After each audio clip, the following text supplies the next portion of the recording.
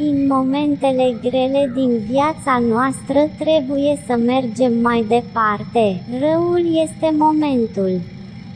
Iar succesul nostru este să depășim dificultățile și obstacolele pentru îmbunătățirea vieții noastre și a celor cunoscuți. Ridicați-vă, zâmbiți și mergeți mai departe. Luptați pentru ceea ce doriți să obțineți pentru a obține, pentru că totul în viața asta pare imposibil până când nu se obține. Marile succese vin mereu pline de obstacole și probleme care trebuie depășite. Loviturile puternice pe care le dă această viață nu este sfârșitul lumii, este începutul unei noi ere.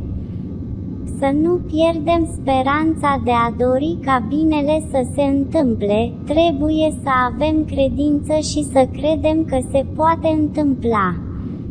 Trebuie să învățăm din aceste denivelări și obstacole și să mergem curajos înainte pentru a se întâmpla mai bine. Te iubesc, iFortu Beirut.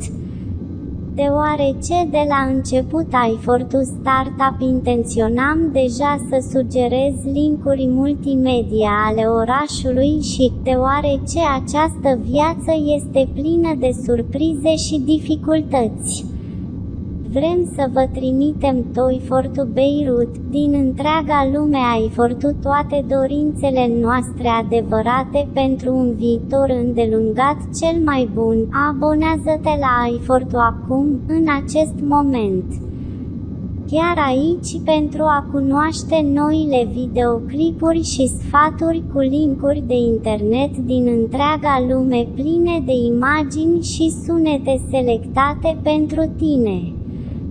Mergem înainte într-un viitor plin de surprize și dificultăți de tot felul și merită mai mult decât crezi și poți mai mult decât îți imaginezi. Timpul trece foarte repede, adică crești. Înainte erai mai copilăresc și acum ești mereu tânăr. Animă-te, începe o nouă eră. iFortu Beirut, mergem mai departe.